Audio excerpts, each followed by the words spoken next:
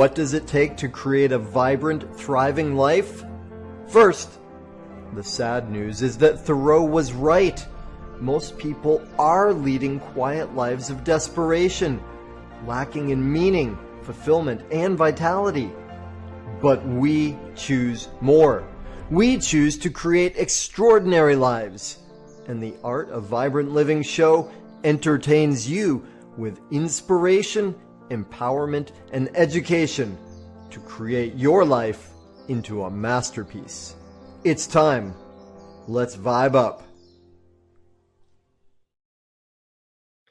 Hello, y'all. Welcome to the show. Aloha. I am Daniel Aaron, your host. This is the Art of Vibrant Living show, and we are all about helping you, empowering you, entertaining you, inspiring you to live your most vibrant, thriving, amazing,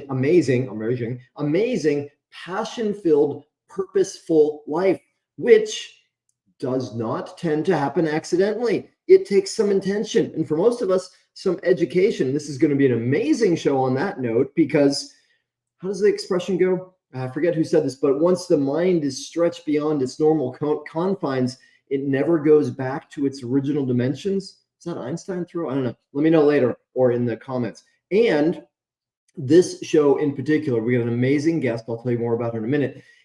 Will guaranteed stretch your mind and belief systems. For some of you, though, it's going to be like, oh, I knew that was true. And she's got an amazing way of presenting some stuff that might be a bit revolutionary. So that's coming up. And before I bring our guest up, if you know already that you would like some more help with creating your most vibrant, thriving life, solving problems, stepping up to a new level of your love, your service, your business, your impact, your income, then please reach out, right? You can email me, daniel@danielaaron.com.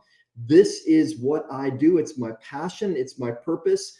A high-end, vibrant life coach. It's a great honor to serve people. So if you're interested, I would love to meet you, and let's have a conversation and see if it's a possibility, if it could be a good fit. And now, our guest today, Dr. Lisa Thompson, is a best-selling author, many books, a galactic ambassador. Yes, you heard me right. A galactic ambassador, right? A guide, UFO guide. She's created oracle decks. She's written a lot. She speaks a lot, and she's a intuitive channeler. She's got so much going on, prolific creativity, and even better, an amazingly grounded, intelligent, caring woman. So super excited to have Lisa with us on the show today. Lisa, thank you for joining us. Oh, thank you so much for having me, Daniel. It's great to be here. Yay, awesome. Well, it's, I just love what you are up to. And for me, when we first met and I heard about what you're up to, none of it was for me like, oh, that's weird. That's strange stuff, right? Because I got my mind expanded years ago. But when I was a kid, if you said, a quarter of the stuff that you do, I would have been like, what's she talking about? What? Huh? No way. What's that? I'm hoping that there are at least a few people in the audience, either today or by rebroadcast, that are like, wait a minute. However, I know that we're also at an amazing time in the planet's evolution where a lot of the stuff that you're into and you'll edify us about today is actually getting to be mainstream. Like, people are waking up to stuff that's like used to be really fringe, now is in the general awareness. So, oh goodness, I've opened up a lot of can of worms here. So before we dive into that, though, fascinating how you got to where you are. You had an amazing journey. Would you give a little bit of that for our audience, just to contextualize what you're doing now and what you're here to give? Yeah, so I have had quite the life journey, the windy life journey. So in my childhood, I grew up in a spiritual, metaphysical, esoteric household. So through my early years, my mother was an astrologer. And so I was surrounded by other astrologers, psychics, witches, tarot card readers. And then when I was 13, we moved from Oklahoma City to Yelm, Washington to attend a spiritual school of enlightenment. And so, my spiritual journey has really been kind of on and off through my 50 years of life. But having the kind of information that I was learning throughout my teen years was really instrumental in creating the vibrant life that I actually am now living. So with that windy journey, though, I came in to learn some really, really hard life lessons. And so, in my personal life, I went through a series of toxic relationships, a couple of toxic marriages. And when I came out of that, I realized I was the common denominator. So I had to do some deep dive healing and self love, worthiness, abandonment issues. And then I'm on my fourth career. So I've had a windy path in career choices as well. So the doctor part, I have a PhD in biology, focusing in marine biology, zoology, evolutionary biology. But my experiences in my spiritual life were not matching up with what my science was accepting of. And so at some point, I just couldn't do it anymore in terms of being in that mainstream academic world that didn't support my knowingness, not just my beliefs, but my true knowingness of higher dimensional reality, extraterrestrials, even things in cryptozoology like Bigfoot and mermaids. And so left that and then went through, a couple of, again, very mainstream careers in mortgage and interior design. And so it wasn't until I left my second marriage, when I was doing that deep dive healing, that I realized that, okay, I need to, number one, get back on my spiritual path that I had gotten out of when I got into that relationship with that second husband. And it was time for me to make a change and to actually really immerse myself in this spiritual world by starting a spiritual business. So 6.5 years ago, I started a spiritual business that was running at the same time as my interior design business. And so I was straddling two worlds, which at some point, then I had to make a choice. And I moved here to Hawaii. So I'm on the Big Island next door to you. And when I moved here to Hawaii, that's when I was able to really shed all the masks and really step into my full authentic self as, number one, fully in my spiritual power, but then also emerging as a galactic ambassador and channeler. And, I had no clue in my early years that I would ever be doing that.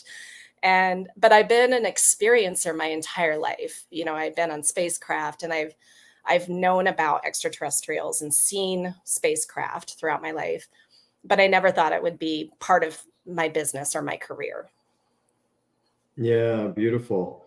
Well, I love that you've got such a varied background, from doctors in those sort of hard science, doctorate in those hard sciences, mainstream careers, and then, and I love that you use the word spiritual business, because for me, my whole adult life career has been one foot in spirituality, in consciousness, meditation, yoga, awakening, personal spiritual development, and one foot in commerce, right, in business. And and one of the things that I discovered for myself, and I've worked with so many clients on, is a lot of us have this like challenge around what is spiritual with commercial, right? There's a lot of programming and old beliefs that, well, if it's spiritual, it shouldn't be commercial.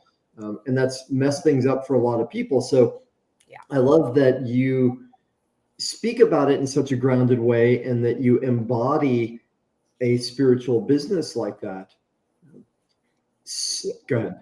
Oh, it was a really interesting thing when I had this calling. So number one, about 10 years ago, I started working with a human design coach, and coming from the astrology world, human design has an aspect of astrology, but what it did for me was explain me in a way that I could actually really implement, really living my life in a completely different way than I had been, and really trusting the flow of my energy and the flow of the universe. And that completely changed my life. Like it allowed me to leave that second husband. It allowed me to take the step to start the spiritual business and figure out, okay, well, what is that going to look like? And so then about probably 8 years ago, I had a scientific hand analysis done, a little different than palm reading.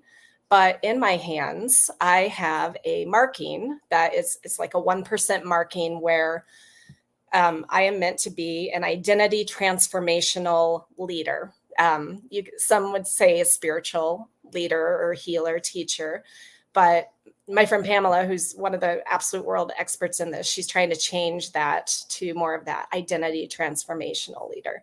And so when I heard that, I had head to toe chills of like, but I had no reason to start a spiritual business because I had a really successful design business, and I love creativity, and I was thriving. I was traveling the world. There was no reason to change that up except for I had a purpose, and I didn't know what I would be teaching, but then I stayed open. And then the first modality that came to me that I got an immediate yes on was past life regression therapy. And now at the quantum level, there is no past, there is no future. And so I am now trying to change that terminology to parallel life regression therapy, because all timelines exist in the quantum realm. And so anyway, so I got trained in that, and that really allowed me to do even more deep dive healing for myself. Because it was helping get to the root cause, whether it's this life or a different life. But when you get to that root cause at the quantum level, then you're able to actually make choices, make changes, which then when you come back to this reality, it actually starts to rewire the brain. And so then that just led. So here I'm straddling, I start my spiritual business. I've got the design business. The real estate agents were like, what? Who are you? And so some of them were definitely turned off from that. And others were like, okay, well, that's kind of cool. But, I had to pretend to be normal to be taken seriously in those, different mainstream worlds where, again, when I moved here to Hawaii, it was like, I don't care what other people think of me. And that's taken years, to really embrace that side, but it's a huge weight off my shoulders, and it's something that I regularly practice because it's all a practice, right?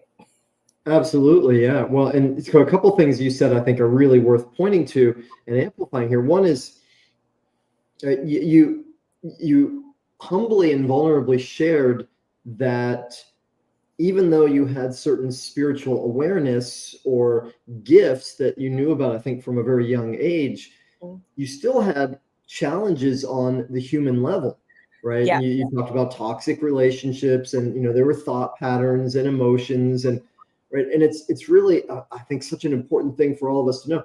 We can be tuned up spiritually, right? Get an awakening, and I know this happened for me, divine whack upside the head that brought me to realizing there's so much more. But I still had a lot to learn about, and I still have a lot to learn, don't get me wrong, a lot to learn about the human situation and how to live well as a human. There are just so many things that I had misperceived or were taught to me in ways that don't have the results that we want. So I love that distinction that you make there.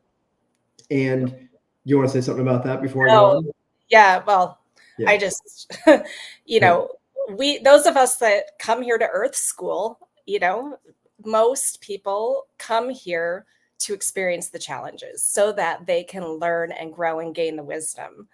And so I like to think of it, Earth is like an amusement park. Which ride do you want to go on?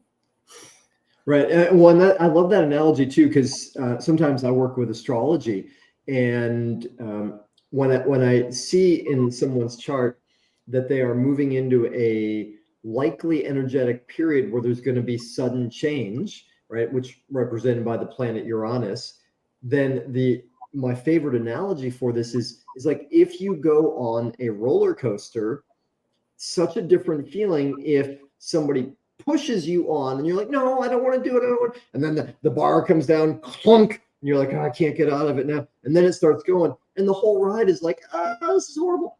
Or like, and so many of us have had this experience too. We're like, "Ooh, look at that roller coaster. I want to go on that." And we're all excited. We get on there and then it starts going, and we're screaming either way, but the screams are completely different, right? Mhm. So well, let's see, how do you help people then? Because yeah, it can be an amusement park, but whether we are amused by it or not depends on a lot of things, right? So how do you work with that, and how do you help people with that? So, one of the ways with the regression work that I do, really, when you're in that really deep state of relaxation, you can call it hypnosis, but when you're in that deep, relaxed state, all of the answers are there for you, and so you can understand your life, your purpose, why you had the experiences that you chose to come into this life to have, Mm. and in other lives too. And so you understand the soul contract agreements that we forget when we are born, going through that, that white light tube, coming out the birth canal. And so when you understand it from that higher perspective, then you take away feeling victimized Mm. by your life. And really, that is a very powerful place to be because, again, even though I've been on this spiritual journey like my entire life, I have at times been in a victim state, and I have perpetually created that victim state. And again, mostly in the relationships, not careers so much, but in relationships. And so when I took control and realized, again, I was the common denominator, I chose these relationships to help me learn and grow, then that actually gave my power back to me, right? I'm no longer the victim of my circumstance. I get to make the choices. And knowing from the time I was 13 going forward, knowing that I create my reality, either consciously or unconsciously. And so the more conscious that I am, the more that my life is truly amazing. When I'm in that unconscious kind of state, just going through my life in a mundane way, things are being created around me and not necessarily in a fun place to be. But when I think for me, when I really took control of my life, my emotions, my experiences, and learning how to like set boundaries, you know, because again, it's more of the people that have been in my life that have been, you know, I've taken on their emotions. I have an undefined emotional center in my human design chart. And so I've taken on people's emotions for years, thinking they were mine and they weren't. And so really understanding how I operate. And again, what I came in here to learn, what it's done for me is it's given me a love, compassion, and empathy for people and Mm.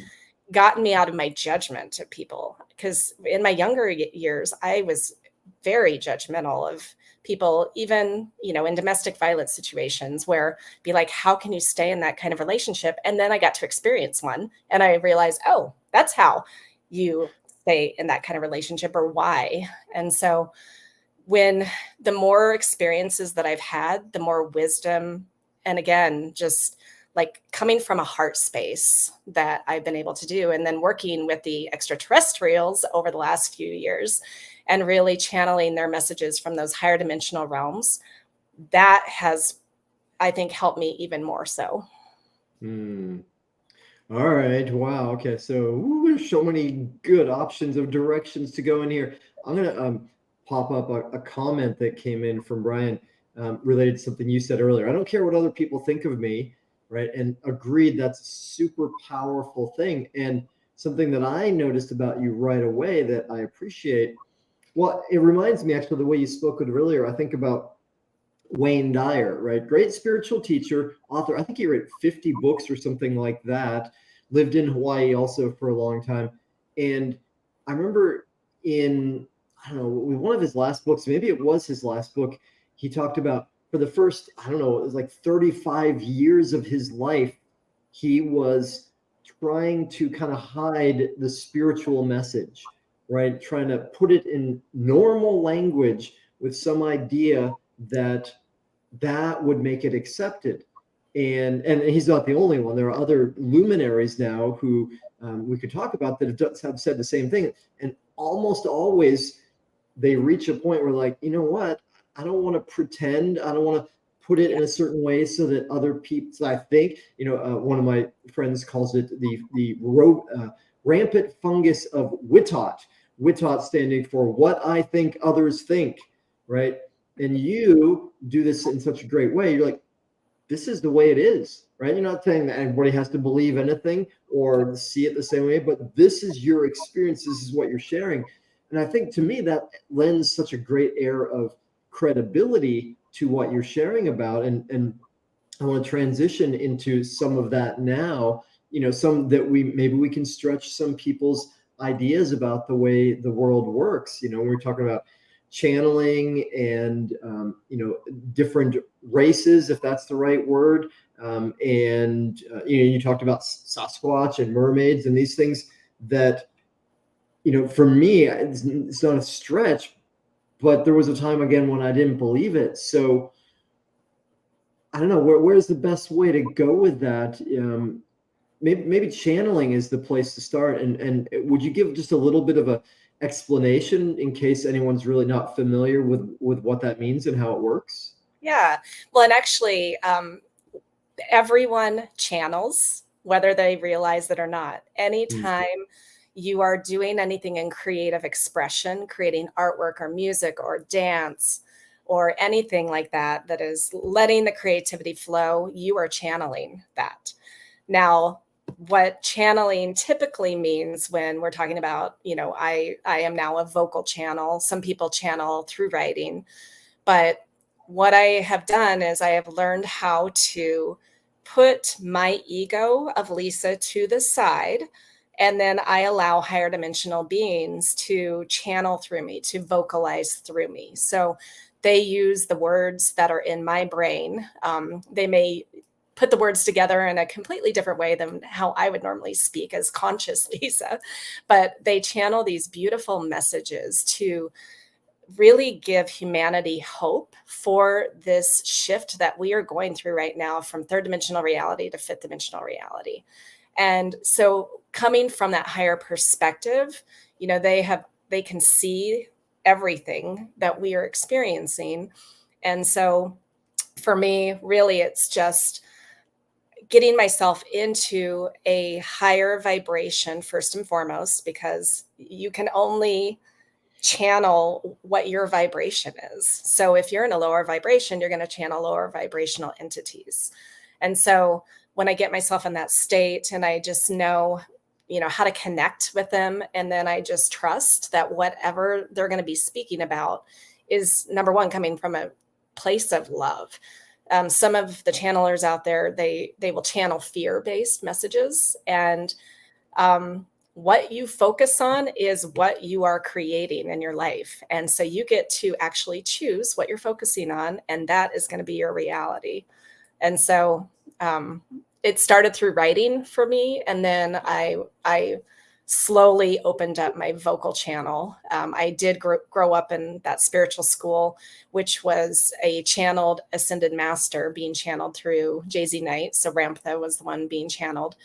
And back in the 80s, everyone who wasn't part of the school just thought, okay, this is weird, or this is like a demon coming through.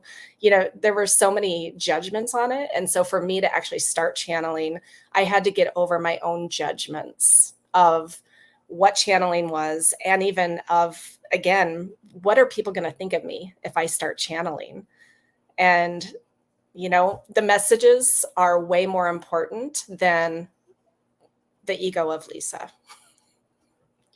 Well, and I think there's something worth teasing out of that a little bit further too, because I'm sure a lot of our audience is not going to be into channeling.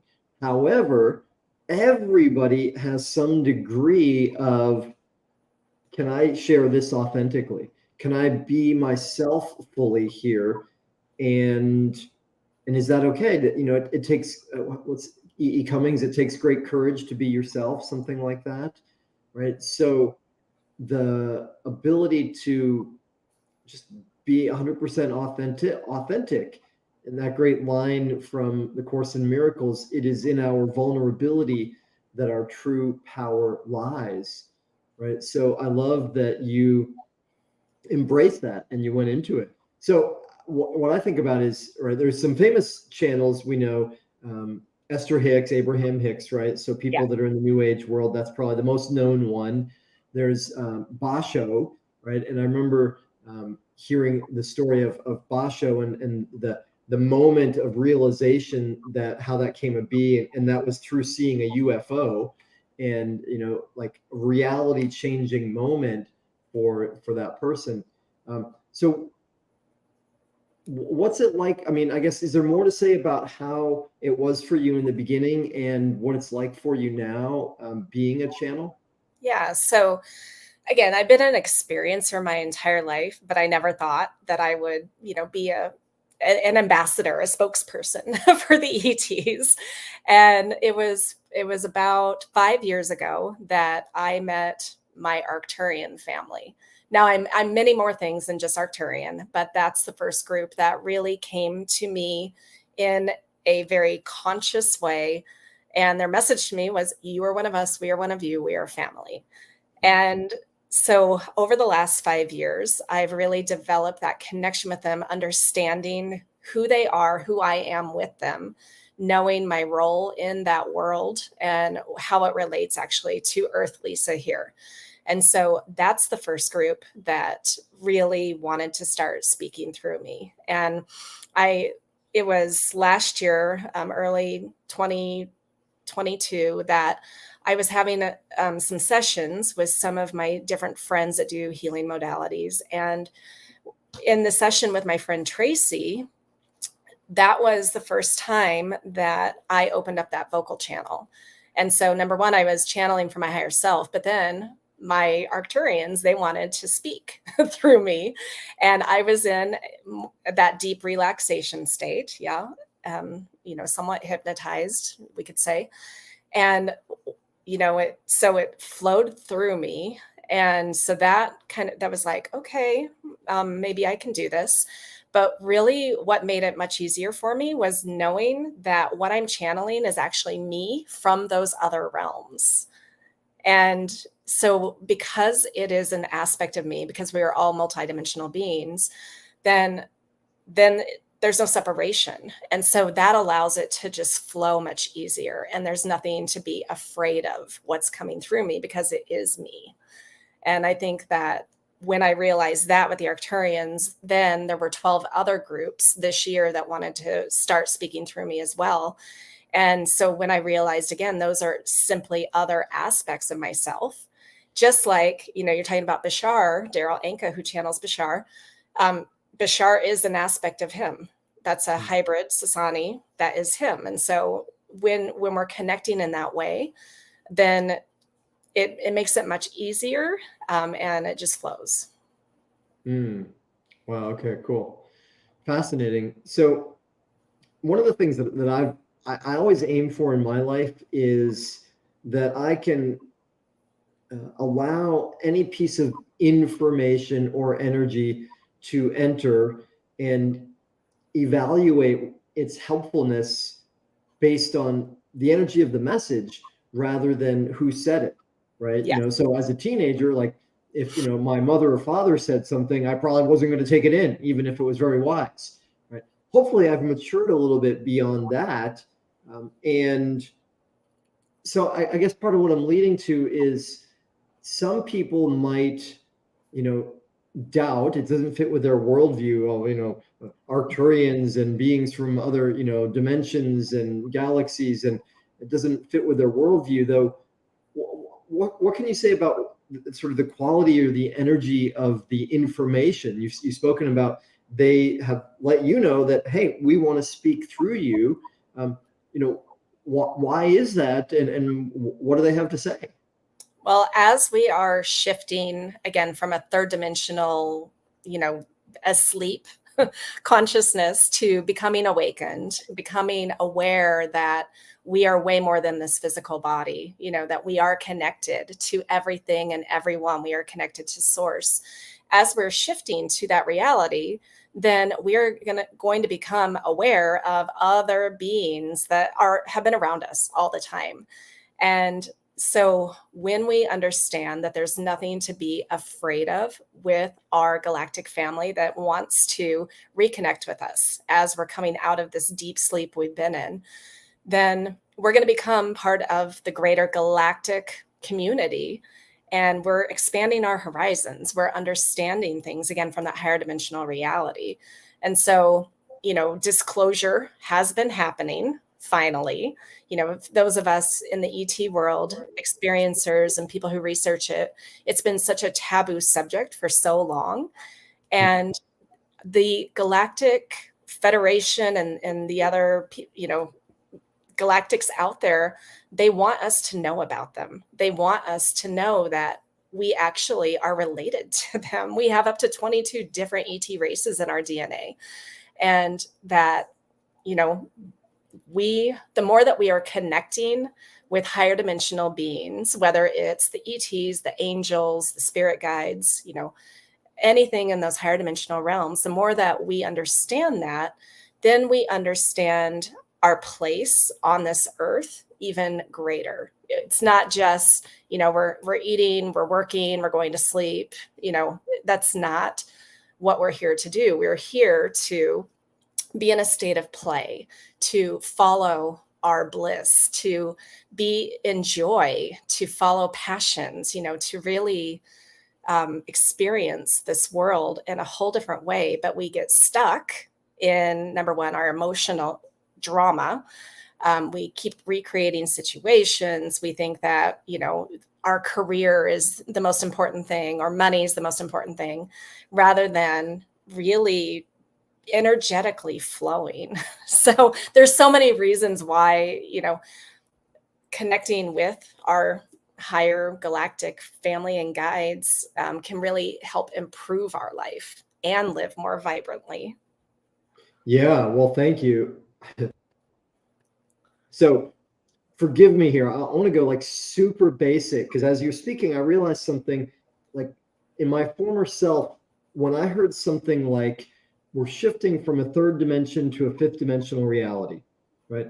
I know that in a former state of my being, I would have said, huh, I don't know what that means. And so I would have shut off to it completely. And as you were speaking, it occurred to me like what you're saying is very much like, this is the way I would translate it, see if or one way I would translate it, see if this makes sense to you. Like, I don't think there's anybody on the planet right now, regardless of what they believe about extraterrestrials or Sasquatch or aliens or anything, that would say, yeah, you know what, us human beings, we're just doing so well, right? What an incredible civilization we are. I mean, everybody looks around, they're like, holy moly, we're really messing things up. We're killing each other. We're destroying the environment. There's so much toxicity out there. So, everybody's aware that we're really making a mess out of things right here. So on some level, what I hear you saying is we're moving into just a better way of living, more in tune with each other, more in tune with our potential, more in tune with the world that we live in, right? We're due for an upgrade. And yeah. So does that make sense? And is there more you could say about this third dimensional, fifth dimensional thing in terms that, in case anybody could be put off like I used to be around that, to make it more clear? Yeah, I would love to. So when we are in third dimensional reality, which can also be called third density, we experience polarity. That is one of the universal natures of third dimensional reality. So in polarity, we have the good, the bad, the positive, the negative, the black, the white. Now, what I understand from my own, knowledge, experience, and then also from the higher dimensional ETs is that the polarization that we experience here on Earth is simply a mechanism of evolution. And coming from the evolutionary biology world, really, when the environment that you're in is just, stasis, there's nothing changing going on, nothing to push you, then you tend to stay in stasis. Now, when something becomes a little more challenging, that is where our growth, our learning is. And so as we are experiencing this third dimensional reality with the wars and, the religions and the politics and all of the separation, really, when we're shifting to the place where we are in more of a higher vibrational state where we understand love. We have our own love. And when we have that, then we can unconditionally love others. When we are operating from a place of joy, then that's what we're experiencing. As we're shifting to the fifth dimension, we also lose that polarization. We lose the judgment of what other people are doing or thinking, and we can accept others for who they are. And then there really is no good or bad. There is no positive or negative from that higher perspective. And so then we can have compassion, community, really embracing and helping others rather than being really selfish the way that, some earth humans are. And so one of the things though is that the Arcturians are always sharing that all timelines exist simultaneously. And so what timeline do you want to be a part of? Because there are people who, when they're focusing on all of the hard things going on Earth, the wars, again, all of the fighting and the politics, when you're focused on that, you're creating more of that in your world. But then if you are focusing more on what are you grateful for? Where's the beauty? Where is your joy? And you get to create that internally within you, because it starts here first, always. And when you're doing that, then your timeline that you're living in is a completely different one than maybe your next door neighbor or one of your family members. And so at some point, and again, there is no right or wrong in terms of timing. Some people are not meant to be shifting right now to that fifth dimensional reality. Others are shifting and they no longer appear maybe physical in this world. And then others like me are here to kind of be a spokesperson, a bridge, an ambassador between those two worlds to show what is possible. Wow, cool. Thank you. That for sure helps. And, I like what you said about the third dimensional reality, or, what most of us think of as reality, right? Yeah. This is the world we live in, that we absorb with our material senses. It's all this stuff around us, 3 dimensions, right? Physical reality. Again, there's no argument that there's a lot of pain and challenge in this world. And part of what you illuminated about it is, well, maybe the primary reason for that is because we've got this duality that is inherent in it, right? Good, bad, light, dark. And I had this experience, gosh, a year and a half ago now. I was on a trip with my daughter, and we were in Puerto Rico, and we had some time before we were going to do what we were there for. So we went and did a tour around the island, and they had these old forts, like 500-600-year-old forts. And they're really cool. They become like a national park or something. And, there are these old style forts on the edge of the island, with the walls that are, super thick, and the little slits for the cannons, and they're quite well preserved. And we walked through this, and it was like walking hundreds of years back in time. And I was having this sort of tripped out experience. It was maybe a month after the Russia-Ukraine war had started.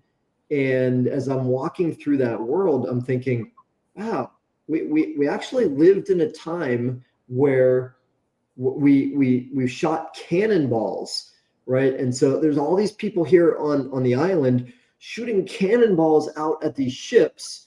And they're out there, and on the ships, they're shooting cannonballs back here. And they're trying to kill each other with cannonballs. And I'm like scratching my head, like, can you believe we did that? My daughter looked at me, like, not for the first time, but looked at me like, Dad, are you really that big of an idiot? And most parents will know what I'm talking about with that. And then suddenly I realized, like, oh yeah, right. We just had a huge war start, and maybe is going to lead to bigger wars, and nothing's changed, right? And part of what that sparked for me is human behavior. We're so primitive. Like, this is just ridiculous that this is our way of dealing with things, and our judgments about others leads us to castigate them and hurt them. And we got to be beyond that. And of course, not everybody is, though. We got to be on the edge of a new way of doing things, a new way of being in the world. So I love what you're saying about clarifying the third dimensional and the fifth dimensional. And I guess I don't want to lead you too much because I know you've got a lot to share, but will you say more about the fifth dimensional, like what the invitation is, what we're moving into? Yeah. So again, anyone that is existing right now that's watching this, listening to this, or anywhere on earth can shift their vibration to fifth dimensional reality. Now, the key is maintaining it. And because all of us at certain points throughout maybe our day or our week, we are shifting from third, fourth, fifth, and then maybe back down. And so again, we get to create this vibrational state within ourselves. And that's where it starts. It has to be coming from within.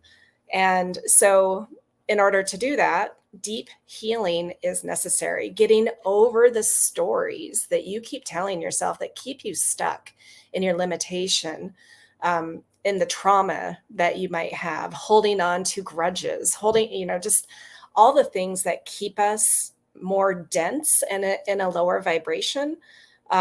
We need to now shift that. Those that are ready are going to shift that so that they can be in this higher vibrational state. And when we are experiencing that fifth dimensional reality, that's where the concept of unconditional love really lies. You and I are both parents, and yes, we can say we have unconditional love for our children, but to have it for humanity, that is where we're shifting to. And having, again, compassion and really like helping support each other. It's collaboration, it's not competition. And when we know that, okay, there's plenty for everyone, there's also faster manifestation. And all of this is possible even in this current reality, but it's a practice, right? It's a mindset that one has to be willing to move to.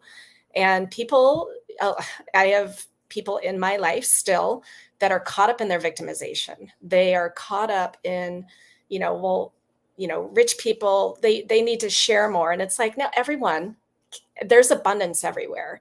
Don't blame people. It's all an internal journey. And so what are you doing to improve your life? It's time to get unstuck. Yeah, awesome. Thank you. And well, let's go a little deeper with this because I love what you said. Anybody can shift to a fifth dimensional experience or vibration at any point. And the way I heard it is we all do that. Yeah. And we might, have a fifth dimensional moment Yeah. and then slip back to third dimensional. What are the characteristics of each and how does one make that shift? Okay, so one of the things that I fully understand is, again, being in that state of joy. Joy is different than happiness. Happiness is an emotion, but joy is a state of being. And so again, no matter what circumstances are going on in your life, there may be hard stuff, but you can still come from a place of joy. Recently I've had a very, probably the most challenging lesson that I've been going through, and yet I am doing everything I can to maintain that joyful place.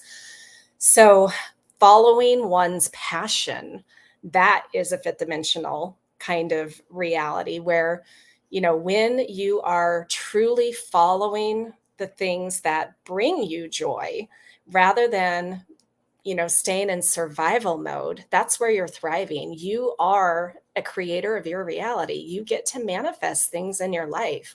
There is no restriction on that. And so, the other thing is being in a state of play. We get so bogged down in our daily lives and the drudgery of work, or, maybe you're stuck in a relationship that you're not happy in, you're in a job or a career that you hate. And so what are you doing to change that? Play more. So these are some of the fifth dimensional things that people can implement in their lives right now. The other thing, though, is really start getting over your judgment, first and foremost, of yourself. Anything that we're judging in other people is just simply a reflection of things that we still need to work on in ourselves.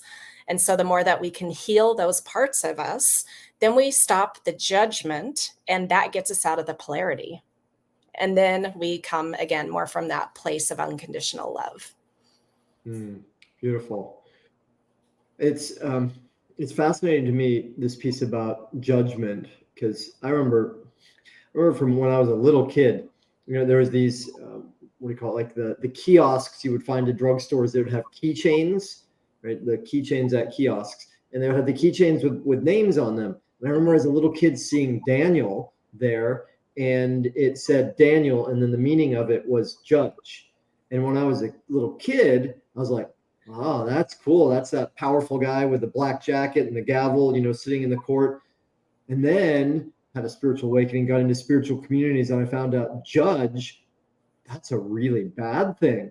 Like judging, that's like the worst thing ever, is judging others. I learned that. And so I was like, oh no, my name means judge. And it wasn't until later that I realized the deeper meaning of the name, coming from the biblical stories. God is my only judge, is the deeper meaning of it. And as much as I've known about how negatively impactful judgment is, judgment of myself, judgment of others. And let's clarify, it's not discernment. Judgment means having a negative viewpoint of something. It's not just saying, oh, that person's tall or short. It's like, oh, that person's short, right? Or whatever it is. I've known that for years, but really it feels like very recently I was able to take that knowledge of judgment hurts and bring it down into my heart and forgive myself for the judgments of myself, which has changed my experience with other people so much, because I actually was able to feel it. So how does your work relate to helping people with the judgment? Does that make sense? It does. So there are a couple of different aspects of the work that I do that do help with that. Number one, with human design, working with different clients and also teaching it, what I have seen is like hundreds, if not thousands, of charts where every design is unique and beautiful. Every design. There is no good or bad design. It's just, how are you living that? And so when people start embracing who they were born to be in this specific life, and then they understand, oh, okay, this is the design of my partner or my kids or my mother or my friend. When we understand that we all have this different experience that we came here then to learn, then that helps us get over the judgment of how people are acting, what they're thinking. The other piece, though, is in that regression work that I do, when people can understand things from that higher perspective, they can even step into the body or the shoes of the person that maybe hurt them, or abandon them, and understand it from their perspective. Then that allows deep healing, and it helps get over the judgment as well. So there are a lot of different ways that I work with people to get over that judgment. But really, it does, again, start first here. We have to fully accept who we are. That doesn't mean that, if we have things that hurt other people, that is okay. That's where some of that healing is. But if we are doing things that maybe others don't approve of, but it's not hurting anyone, then who cares? Right? And so getting over shame, guilt, judgment of oneself allows for you to start getting over judging other people for their beliefs or even their expressions, like the things that they're doing, their actions. Yeah, beautiful. Well, I think one thing I want to amplify from that part of what I heard you saying, and what I have come to in my own life and in my own work too, is it's completely possible to get beyond judgment, right? And what we know is that judgment of self and other, and there's really no distinction, because if we're judging self, we're judging other. If we're judging other, we're judging self. It's possible, right? And it's available for everyone. And to not do that is ludicrous, right? To stay with the pain that we're constantly living with, whether we're aware of it or not. Maybe we're so used to it, it just seems like normal reality. But it's possible to move beyond that. And there's the beauty and freedom and love that's available beyond that. And there's really no reason for anybody to stay stuck in that, right? There's so many ways of moving beyond that. And the first thing is to say, I commit to it. Like I'm going to get beyond that, right? And, they can work with you to do that. It can work with me to do that. And there's so many tools for finding ways to do that. So now, as time is flying along, Lisa, I want to stop my interrogation of you for a minute. I got so many questions. What haven't I asked you, or what do you feel like would be especially important for our audience to know from your vast experience here in our last minutes? So I guess coming back to, the title of your show, The Art of Vibrant Living, is, what environment are you creating? And this is a multidimensional environment that includes the people, places, things, times, and events. So in your physical reality, what are you doing in terms of your health, like the foods that you're putting into your body, or not? So that physical environment, what are you putting around you? Clutter creates chaos in the mind. It also leads to physical ailments. So really taking care of your environment, but then going beyond that. Okay, so then we have the emotional environment. Where are you still stuck in your life? And where you're stuck, it might be in your relationships. It might be in your career, with money, with your health. And so really understanding where you're stuck, then you can do something about it. And then in your spiritual life, like what kind of thoughts are you putting into your mind? Are you one who is watching the news channels 24/7 and buying into the fear that they are creating? Or are you, maybe perhaps reading or going and spending time in nature and really developing that side of yourself that allows you to create that internal environment that then creates a beautiful world around you? Who are the people that you're bringing into your life? Do you continually put yourself in environments where the people are really judgmental, really toxic? Or are you limiting time with that, or even distancing yourself? And the more that you're staying in this higher vibration, people will naturally fall away from you that don't resonate at that same frequency. And some people are afraid of losing people. Now, I've been a master of losing people throughout my entire life. So I know new people will always come in that are resonating at that frequency. And so, just know that you will always attract what you are vibrating at. So that would be, some of the things I would love to share. Yeah, thank you. Well, and I love you bringing it onto that practical level. And part of what I hear you saying is, hey, you can love yourself enough, love yourself to the point that you care about what you are consuming, whether that's, with people or foods or your environment, because all these energies around us tend to have an effect, right? There is a vibrational resonance to all of these things. And we can be happy, we can live in an exalted state no matter what. It's a lot harder though when we are exposed to things that are, so to speak, pulling us down. So yeah, that's beautiful what you said. And I realized though I would be remiss if I didn't ask you a little bit about UFOs, right? And I love this topic because I remember, gosh, in the 90s when I was first exposed to this, and I read John Mack and learned about, well, there's a lot of evidence out here, we have not been getting the whole story. And in recent times, last few years, I haven't tuned in a lot, but it seems to me like there's a lot of mainstream messaging coming out saying, oh yeah, just kidding, we're pretending that wasn't real all this time, but now we know it is. So what's your experience of that? And ridiculous. We've only got a couple minutes to talk about it, but what's the deal? Well, ETs are real. They are visiting Earth, and they have been visiting since the beginning of Earth's history. And the activity started picking up back in the 40s when, we're in World War II, we developed atomic weapons.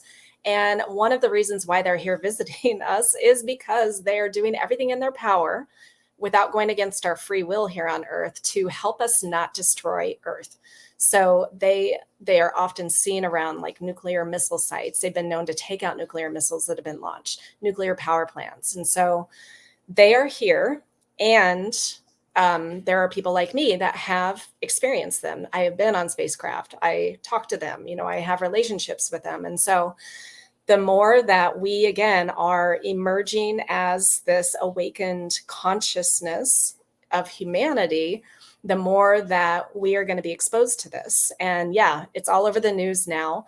Now, one of my missions in doing the work I do with the UFO topic is really to change the fear-based narrative of the military, the government, and Hollywood. Because even though they're saying, yes, these things are real, what they're doing is spinning it where, okay, well, we have to perceive it as a threat from a military perspective.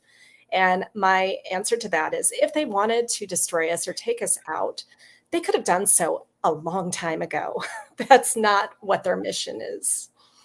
Yeah. Yeah, I love that. I'm smiling because I have a colleague who speaks of this like, for some of us in the business world, and if we tend to be shy, the idea of meeting new people takes a bit of courage, right? And so part of the way my friend works with folks in that is that, when you make first contact with people, you just find a way to connect with them, appreciate them, notice them. And he uses that phrasing, first contact, in a sense to describe like what we do if we imagine like UFOs landing on the White House lawn, right? This cliche imagery we have that, then triggers the military to come out with guns, which of course would be primitive weapons, in this picture. But why would we have the perspective that somebody is here to hurt us? Why wouldn't we just say, oh, hi, thanks for coming to visit. Would you like a glass of water? Do you want to come in? Right? It's like, as I think about it more, I'm like, what strange behavior we have had in the way we treat visitors. Right. Well, I mean, look at how we treat foreigners in our country, right? I mean, and in other countries around the world. So we have to get over, again, the judgment of even just humans first. And then, because, as the galactic family will start being a part of our lives, they look different. Some of them come in very maybe strange looking forms. And the more that we can embrace biodiversity and that others are different and might have a different way of doing things, then the more that we can be accepting of all kinds. Hallelujah. Yes. Thank you. All right. Well, so as time's flying along, Lisa, you kindly have a gift for our audience. Would you like to say a word about what that is? Yeah, so I have a free 20-minute meditative journey that guides you through meeting your galactic guides. And for some people, they might be like, well, why would I want to meet my galactic guides? Now, some people are really in tune with their angels or spirit guides, but you have an entire team of support. So why not call on all of them? And just like with the angels, they can't help you unless you ask for that help.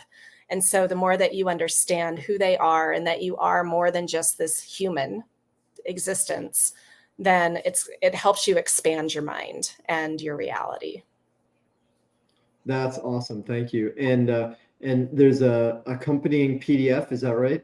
Yeah, just to take some notes on the experience that you have. And you can do this over and over, and you might get to meet different guides every time, or it might deepen that relationship as well. Beautiful. Okay, cool. So I will put that messaging into the chat right now. And as I'm doing that, actually, let me make sure we got it clear enough for people how they can access that. How is it they can access that? Do you have that clear in a way you can say out loud? But it's actually on my website. And if you go to mysticmanta.com, it's at the top, or you could go to mysticmanta.com/galactic-journey. But cool. Either way, it's at the very top of my website. Okay, and so that's Mystic, MYSTIC manta.com for those of y'all that are listening rather than seeing. Mystic Manta or mysticmanta.com, and you can access the free gift from there. That's fantastic. And is that, Lisa, the best way for people to get in touch with you? Yes, I'm also on social media, primarily Facebook, and then I have a YouTube channel as well. Awesome. Well, okay, cool. So last thing that I would like to ask you, one more question, an impossible question, the big question. And I say impossible because it's so big. You've got so much experience. I'm going to ask you to boil it down. Would that be okay? Can I ask you one more question? Of course, yes. Okay. So if you take all of what you know, what you've experienced, and being tuned in to our audience wanting to, being dedicated to creating even more vibrancy in their life, what is the one piece of advice? What's the one thing you would say to help people live a more vibrant life? Take responsibility for your choices that you're making in life. Know that you do create your reality. And so how are you creating it? What are your thoughts? What are your emotions? And if you're not creating a life that you love, then hire a coach, hire someone that can help you do that. That's been, for me, one of the best things that I've ever done. I've continually had a coach for the last probably 25 years. And, different ones to help me in different areas. But you can heal yourself. You can create the life you love. Hallelujah. I haven't said hallelujah in a while, and I'm not particularly religious, though you're speaking the gospel, and I'm with you. Obviously I have my bias because I am a coach, though I've employed coaches myself so much in my life. And to create an amazing life, you can do it on your own. It's just a lot easier, faster, and more effective to do it with really good help. So awesome. Yeah.